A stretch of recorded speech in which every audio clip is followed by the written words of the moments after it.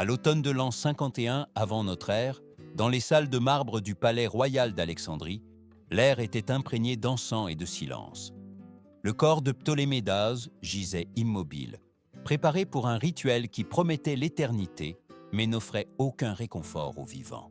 À quelques pas, une jeune femme de 18 ans observait la scène sans verser une seule larme. Cléopâtre ne fixait pas son regard sur son père, mais sur quelque chose de bien plus inquiétant. Le vide de pouvoir qui venait de s'ouvrir. Pour quiconque étranger au monde ptolémaïque, cette froideur pouvait paraître inhumaine. Mais Cléopâtre avait grandi en comprenant une vérité que peu osent prononcer. Dans cette dynastie, le deuil était un luxe dangereux. Chaque seconde de faiblesse était une invitation à être remplacée. Pendant que les prêtres accomplissaient des gestes millénaires, les conseillers murmuraient déjà sur l'avenir du royaume. Et au centre de ces regards se trouvait un enfant d'à peine 10 ans, son jeune frère, destiné par le testament royal à partager le trône. Cet instant, face au corps encore tiède de son père, marqua l'éveil définitif de Cléopâtre. Elle comprit que, dans le jeu du pouvoir ptolémaïque, le sang n'unissait pas, il séparait. Les frères et sœurs n'étaient pas des alliés naturels, mais des obstacles dans une course silencieuse pour la survie. Il ne s'agissait pas d'une ambition démesurée, mais d'une logique brutale héritée depuis des générations. La dynastie ptolémaïque, descendante des généraux macédoniens d'Alexandre le Grand, avait gouverné l'Égypte pendant près de 3 siècles sans être réellement égyptienne. Pour se légitimer, ils adoptèrent des symboles, des rituels et même des traditions des anciens pharaons. Parmi eux, la plus perturbante, les mariages entre frères et sœurs. Sous l'apparence de pureté sacrée, cette coutume créa une structure familiale où la trahison devenait presque inévitable. Lorsque le pouvoir se concentre entre si peu de mains, chaque lien devient une menace latente. Cléopâtre avait vu ce mécanisme à l'œuvre dès son enfance. Elle se souvenait de sa tante Bérénice qui avait pris le trône pendant l'exil de son père pour disparaître ensuite lorsque l'équilibre politique changea. Cette histoire laissa un enseignement inoubliable. À Alexandrie, le pouvoir ne se partage pas. Soit on le contrôle entièrement, soit on le perd avec la vie qui le soutient. Ainsi, pendant que le palais suivait le protocole de la mort, Cléopâtre pensait au lendemain. Elle savait que le testament exigeait un règne conjoint, même un mariage cérémoniel avec son frère. Mais elle savait aussi que les lois écrites survivaient rarement à la réalité du palais. À ce moment initial, elle ne prit aucune décision visible. Elle n'éleva pas la voix, ne donna pas d'ordre. Elle apprit quelque chose de plus précieux, observer. Ce silence n'était pas vide, c'était du calcul. C'était la pause avant une série de mouvements qui changeraient le destin de l'Égypte. Cléopâtre comprit qu'à partir de ce jour, chaque geste devait être mesuré, chaque relation réinterprétée, chaque émotion réprimée. Car dans son monde, la compassion pouvait être létale. La mort de son père n'a pas clos un chapitre. Elle a ouvert un labyrinthe où seuls survivraient ceux qui comprendraient une règle essentielle. Le trône ne pardonne pas la naïveté. Et Cléopâtre, toujours immobile face aux corps embaumés, avait déjà appris la leçon la plus importante de toutes. Pour comprendre pourquoi Cléopâtre a si vite adopté cette logique implacable, il faut remonter le temps et observer l'origine même de la dynastie qui l'a vu naître. Les Ptolémées n'étaient pas les enfants du Nil. Ils venaient de Macédoine, héritiers de l'un des généraux d'Alexandre le Grand, et leur domination sur l'Égypte a toujours reposé sur une légitimité fragile.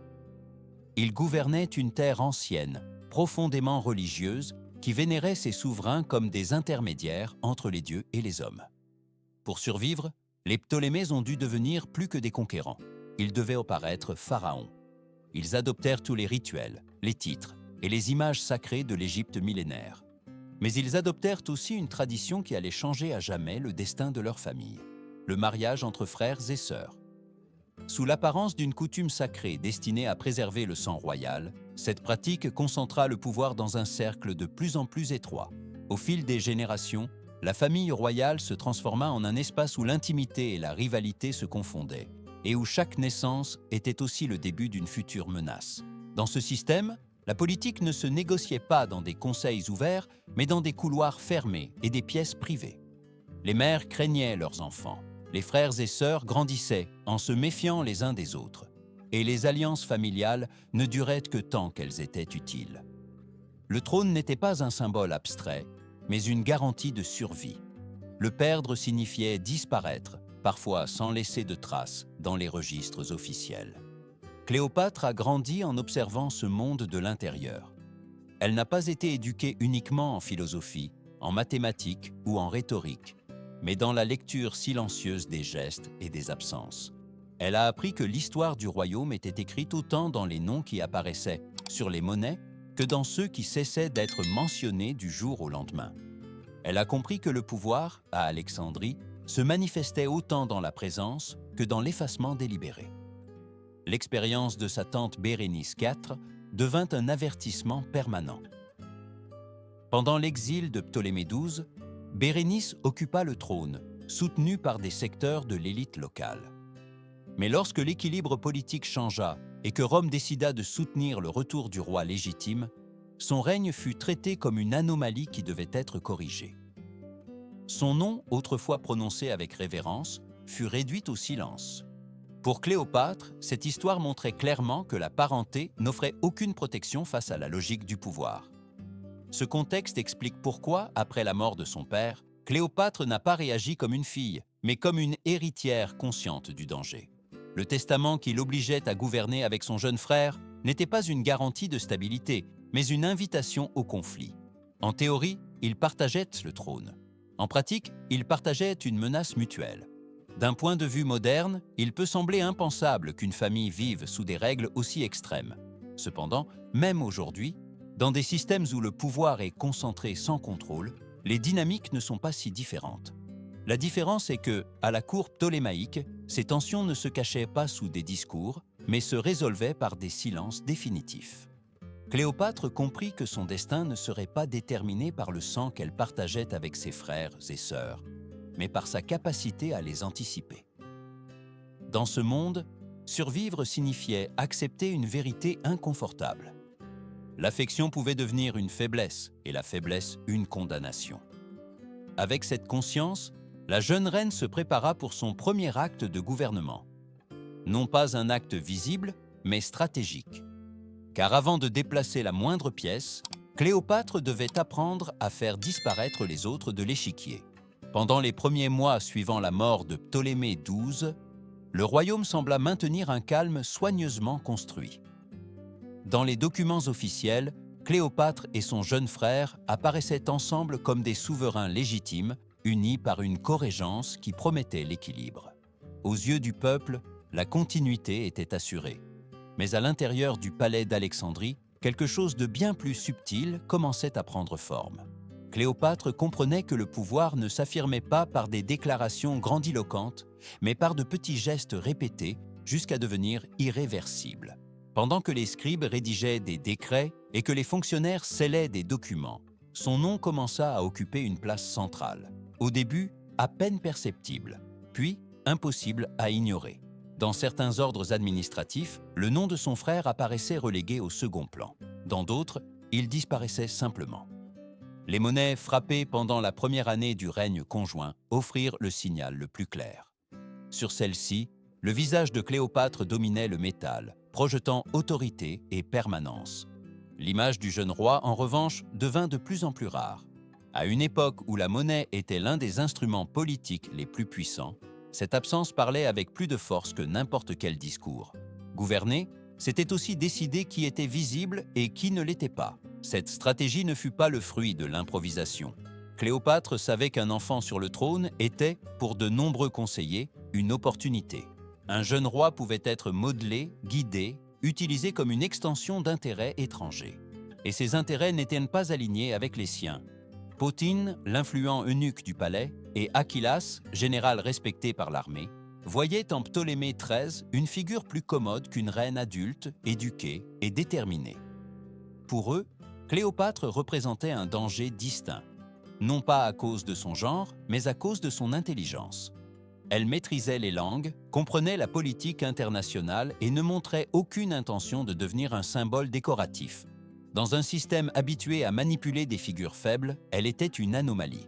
Et les anomalies, dans ce monde, n'étaient pas tolérées. Pendant ce temps, Cléopâtre agissait avec la patience de celui qui sait que le temps est aussi une arme. Elle ne défia pas ouvertement les conseillers de son frère. Elle ne provoqua pas de conflit immédiat. Elle préféra consolider son autorité dans les provinces, se rendant en Haute-Égypte pour superviser les affaires administratives et religieuses. Ce déplacement, apparemment routinier, fut interprété par ses rivaux comme une opportunité. Pendant son absence, l'équilibre artificiel se rompit. Pothin et Achillas commencèrent à déplacer les pièces rapidement, se présentant comme les protecteurs du jeune roi et les défenseurs de l'ordre traditionnel. Lorsque Cléopâtre revint à Alexandrie, elle trouva quelque chose qu'elle n'aurait jamais accepté comme un simple revers politique. Les portes du palais lui étaient fermées. Ce ne fut pas un geste symbolique, ce fut une déclaration de guerre silencieuse. Son frère, ou plutôt ceux qui parlaient en son nom, avaient pris le contrôle absolu de la capitale. Cléopâtre fut déclarée indésirable et son retour considéré comme une menace pour le nouvel ordre. À ce moment-là, il devint clair que l'étape des manœuvres discrètes était terminée.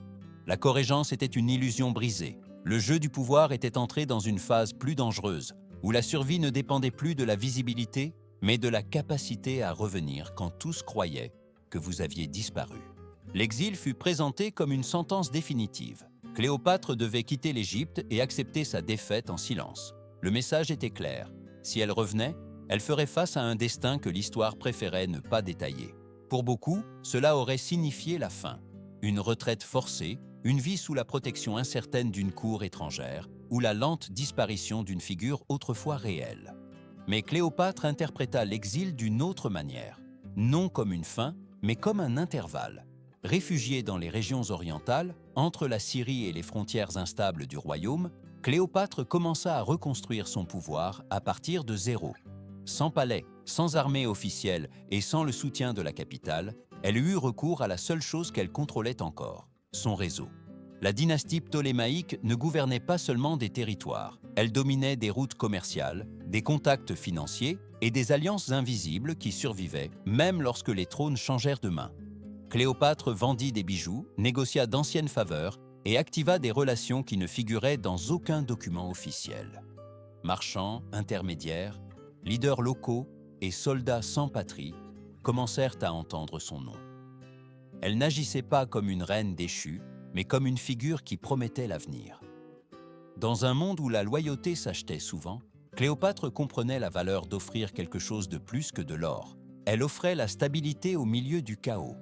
Le contexte jouait en sa faveur. La Méditerranée orientale était saturée de tensions. Rome intervenait de plus en plus fréquemment dans les affaires locales. Et l'Égypte, riche mais politiquement fragile, était devenue une pièce convoitée.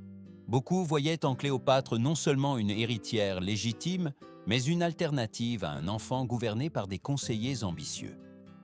Peu à peu, ce qui avait commencé comme une fuite s'est transformé en une mobilisation.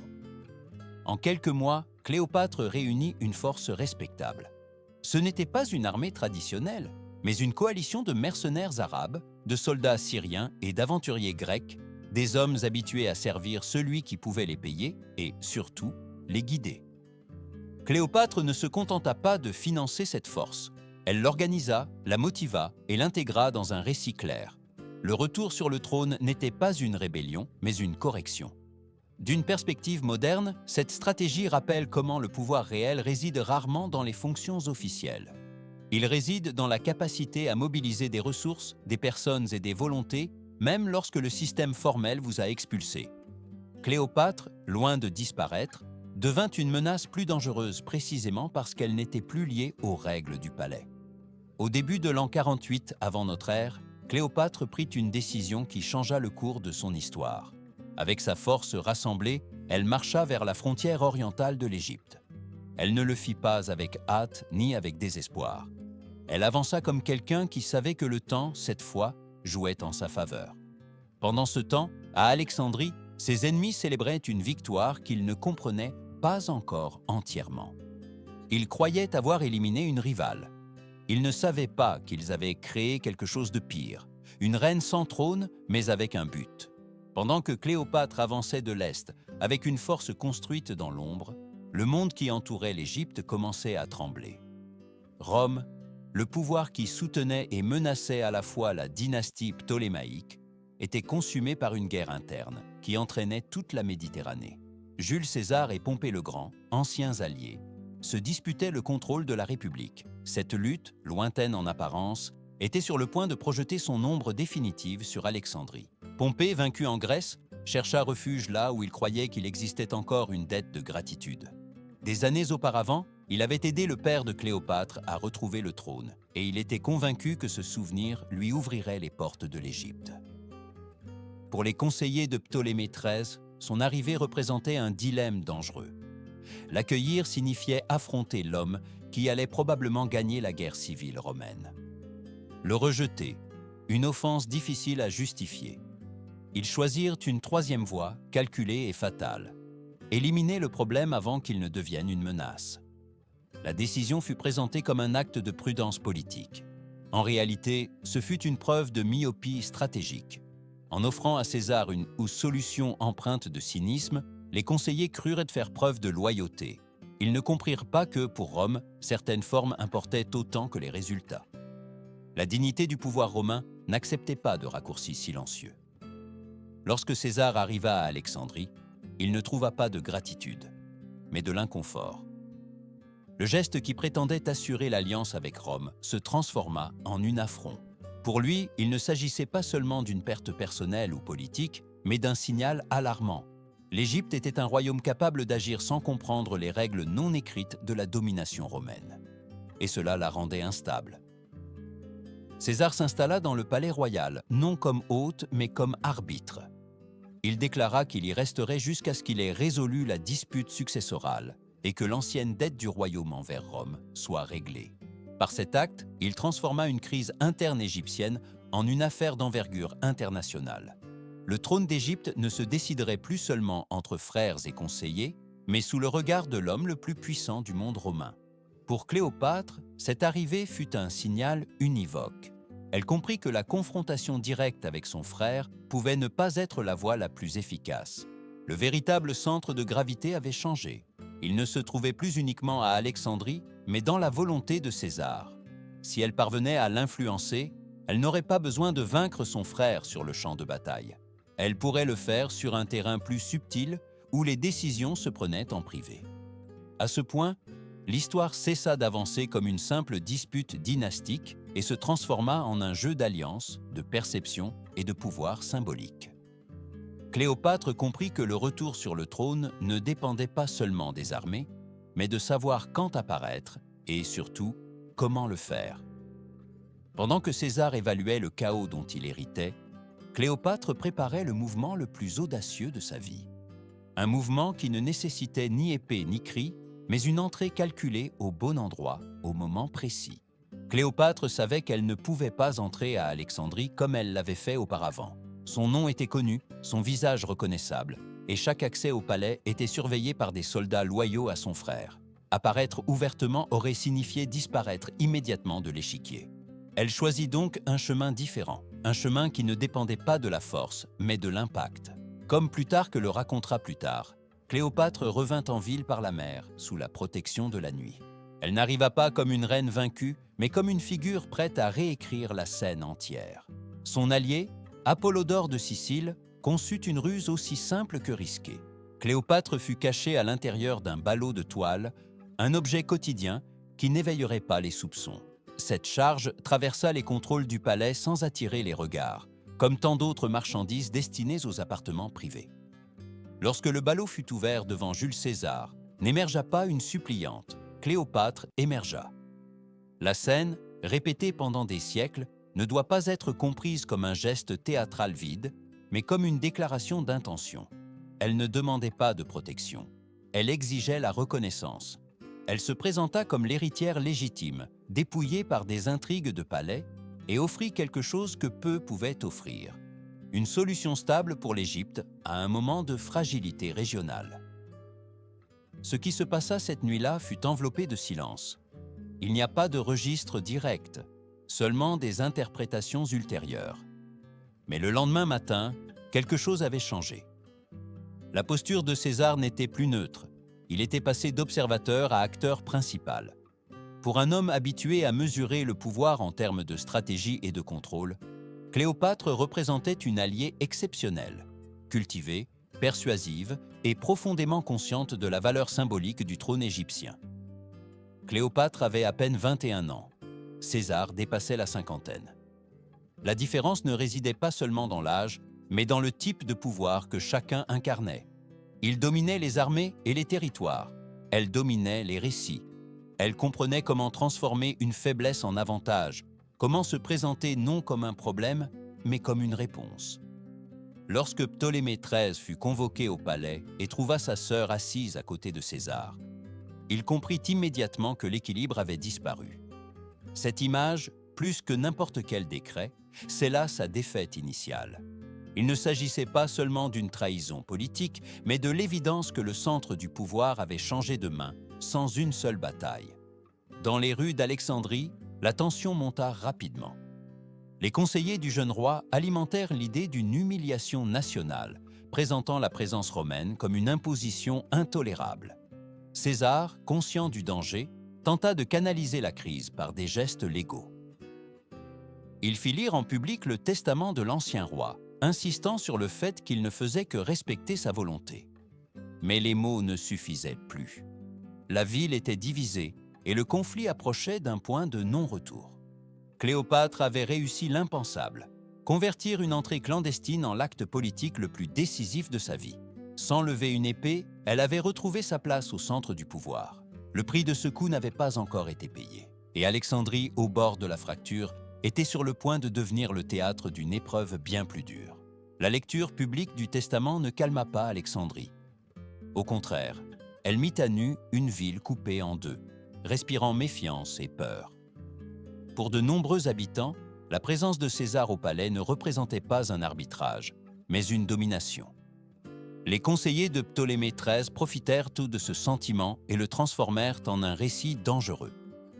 L'idée que l'Égypte était humiliée par des forces extérieures, avec la complicité d'une reine qui était revenue sous leur ombre. La réaction ne tarda pas. Des troupes égyptiennes commencèrent à se concentrer autour du quartier palatial, non pas comme une attaque frontale, mais comme un encerclement silencieux. César, avec un contingent réduit, se retrouva piégé dans un espace de plus en plus étroit. Il contrôlait le palais et le port, mais la ville demeurait hors de sa portée. La situation devint une épreuve de résistance, plus psychologique que militaire. Pendant des semaines, la tension se maintint constante. L'accès aux ressources essentielles devint incertain. L'eau douce, vitale pour la survie, fut utilisée comme outil de pression. À l'intérieur du palais, chaque jour semblait plus long que le précédent. Cléopâtre observait comment le pouvoir pouvait s'exercer sans un seul affrontement visible, simplement en attendant que l'autre camp s'épuise en premier. Ce type de conflit n'était pas nouveau dans l'histoire, mais à Alexandrie, il acquit un caractère symbolique. On ne se battait pas seulement pour des ruses ou des bâtiments, mais pour la légitimité même du trône. Chaque rumeur qui circulait dans la ville, chaque geste mal interprété, avait le potentiel de faire pencher la balance. Cléopâtre comprenait que, dans ce scénario, la patience était aussi décisive que n'importe quelle armée. Ce fut au milieu de cette impasse que quelque chose d'inattendu se produisit. Arsinoé, la sœur cadette de Cléopâtre, réussit à quitter le palais et à rejoindre les forces adverses. Pour certains, ce fut un acte d'ambition. Pour d'autres, une réaction instinctive face au vide de pouvoir. Sous l'influence de son tuteur, Arsinoé fut présenté comme une alternative légitime, une jeune figure qui n'était associée ni à Rome ni aux conflits internes du palais. Pendant une brève période, l'Égypte eut 3 centres d'autorité simultanés. Cléopâtre aux côtés de César dans le palais, Ptolémée XIII soutenu par les troupes dans la ville, et Arsinoé dirigeant une faction qui promettait de restaurer un ordre pur. Cette fragmentation ne renforçait personne. Cela ne faisait que prolonger l'épuisement. D'une perspective moderne, le scénario rappelle des situations où la multiplication des leaderships ne génère pas l'équilibre, mais la paralysie. Lorsque trop de voix réclament la légitimité, le système entier devient vulnérable. Cléopâtre le savait. Et elle savait aussi que cette vulnérabilité pouvait se résoudre d'une seule manière, en faisant pencher le poids décisif d'un seul côté. Ce moment arriva lorsque de nouvelles forces commencèrent à s'approcher de l'extérieur. Des renforts romains avançaient vers l'Égypte, et avec eux, la promesse d'un dénouement définitif. L'attente était terminée. La ville, épuisée par l'incertitude, était sur le point de connaître l'effondrement de l'une de ses pièces principales. L'arrivée de renforts romains de Syrie modifia l'équilibre qui avait maintenu Alexandrie dans un état de tension permanente. Ce ne fut pas une entrée spectaculaire ou immédiate. Ce fut une avancée constante, presque inévitable, qui commença à éroder la confiance du camp qui contrôlait la ville. Pour Cléopâtre, ce mouvement confirma quelque chose qu'elle avait anticipé dès le début. Le temps, lorsqu'il est géré froidement, peut devenir l'allié le plus puissant. Avec de nouvelles troupes à disposition, César abandonna la stratégie défensive et chercha une résolution définitive. Le conflit se déplaça hors du cœur urbain, vers les régions proches du delta du Nil. Là, loin des symboles du palais et de la pression des multitudes, le destin du jeune roi fut exposé à la logique implacable des circonstances. Ptolémée XIII, encore adolescent, fut entraîné par une machinerie qu'il ne contrôlait plus. Entouré de généraux qui avaient tout misé sur une confrontation prolongée, il tenta de préserver une autorité qui s'évanouissait à chaque pas. La retraite se transforma en confusion, l'ordre en panique. Et au milieu de ce chaos, le jeune souverain disparut de l'échiquier politique. Les récits anciens s'accordent sur un point essentiel. Après l'affrontement décisif, Ptolémée XIII n'occupa plus le trône. Sa fin fut enregistrée de manière sobre, presque évasive, comme si l'histoire elle-même préférait ne pas s'attarder sur les détails. Quelques jours plus tard, son corps fut retrouvé, encore revêtu des symboles de la royauté. Pour César, cette image était suffisante. Il ordonna qu'elle soit rendue publique, non comme une punition, mais comme un message. La résistance avait terminé. Cléopâtre ne fut pas présente à ce moment-là. Elle n'eut pas besoin de l'être. La disparition de son frère ne fut pas le résultat d'un acte direct, mais d'une séquence soigneusement orchestrée. Elle avait compris que dans le jeu du pouvoir, la responsabilité se manifeste rarement de manière explicite.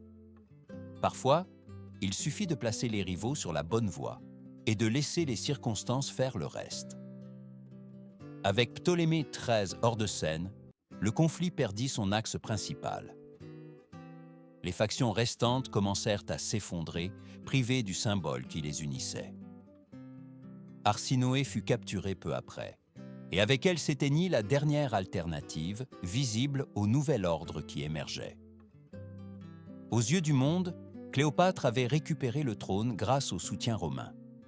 Mais cette lecture superficielle ignorait une vérité plus inconfortable. La reine n'avait pas été secourue. Elle avait utilisé le pouvoir de Rome comme une extension de sa propre stratégie. Avec à peine 21 ans, elle avait fait preuve d'une compréhension exceptionnelle de la façon de transformer des alliances externes en instruments internes. Le prix de cette victoire ne fut pas célébré publiquement. Le palais se remplit à nouveau de rituels et de décrets, comme si rien d'extraordinaire ne s'était produit. Cependant, dans le silence qui suivit, Cléopâtre savait qu'elle avait franchi un seuil. Elle avait éliminé le premier grand obstacle sans brandir aucune arme. Mais l'échiquier n'était pas encore dégagé.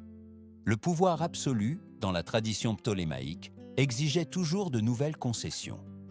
Et pendant qu'Alexandrie tentait de retrouver la normalité, Cléopâtre se préparait pour le prochain acte, consciente que chaque survivant devenait tôt ou tard une menace potentielle. Avec la disparition de Ptolémée XIII, le trône semblait enfin assuré.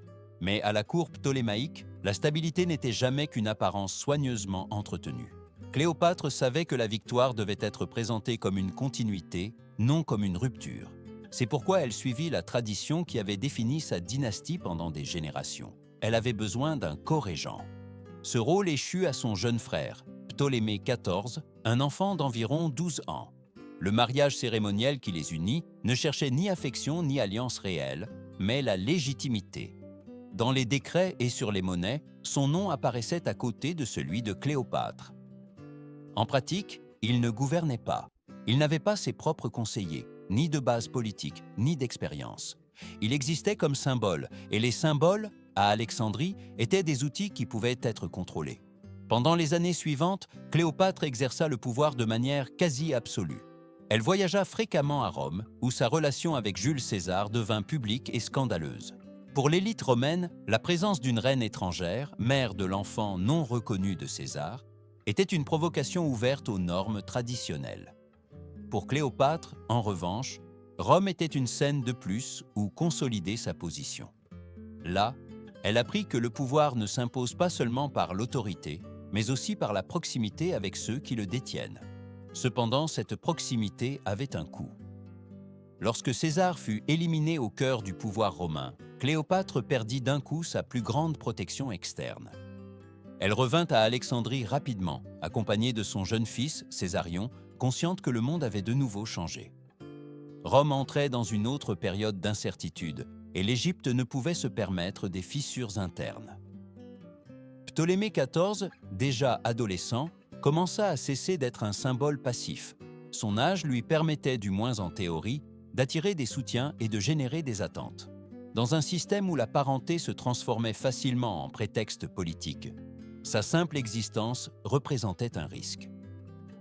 Cléopâtre avait vu ce schéma se répéter trop souvent pour l'ignorer.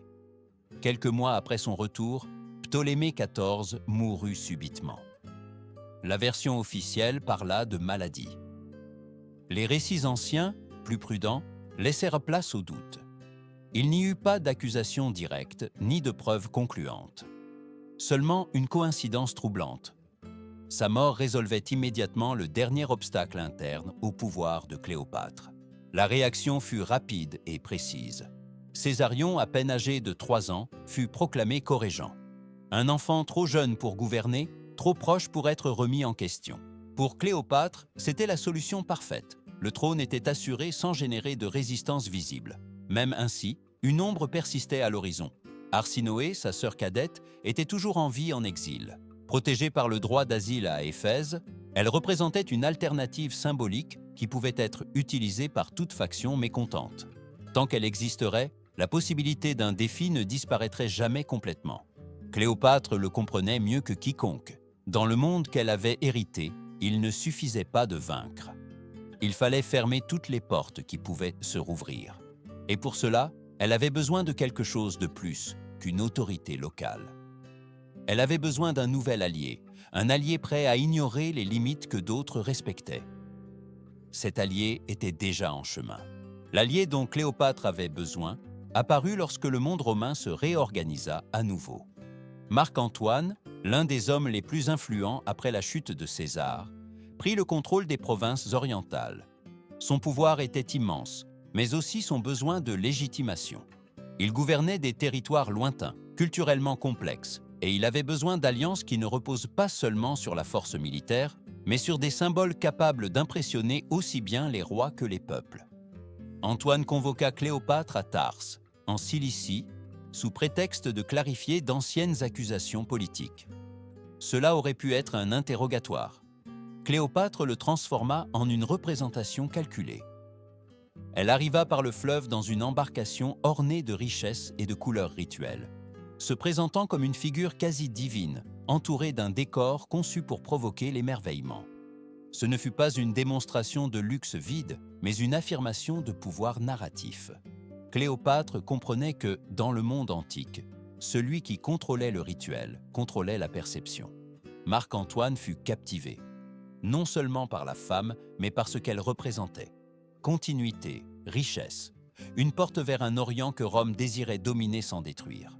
Pendant des mois, ils partagèrent du temps à Alexandrie, dans une relation où la politique et l'intimité se confondaient. Pour Cléopâtre, cette proximité avait un objectif clair. Arsinoé, sa dernière rivale, était toujours en vie sous protection religieuse à Éphèse. Tant qu'elle existerait, le trône ne serait jamais entièrement en sécurité. La solution vint de la main d'Antoine. Grâce à son autorité, la protection qui entourait Arsinoé fut retirée. Sa figure disparut de la scène historique, loin d'Alexandrie, loin du palais. L'impact fut profond dans le monde grec, où les sanctuaires représentaient des limites inviolables. Pour Cléopâtre, cependant, le message était autre. L'échiquier était enfin dégagé. En 15 ans, De la mort de son père à ce moment, Cléopâtre avait éliminé un à un tous les obstacles à son pouvoir. Pas toujours de manière directe, pas toujours visible. Ses frères et sœurs avaient disparu pour des causes distinctes, mais avec un schéma commun. Chaque fin coïncidait avec une nécessité politique. L'histoire enregistra les faits avec prudence, laissant place aux interprétations, aux débats et au silence. Pendant la décennie suivante, Cléopâtre gouverna comme reine absolue. Elle rêva d'un empire oriental, avec ses enfants occupant des trônes et équilibrant le pouvoir de Rome. Mais le monde qu'elle avait appris à dominer changea de nouveau.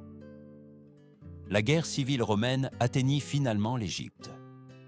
Lorsque les forces d'Octave vainquirent Marc-Antoine, Cléopâtre comprit que son réseau d'alliances s'était épuisé.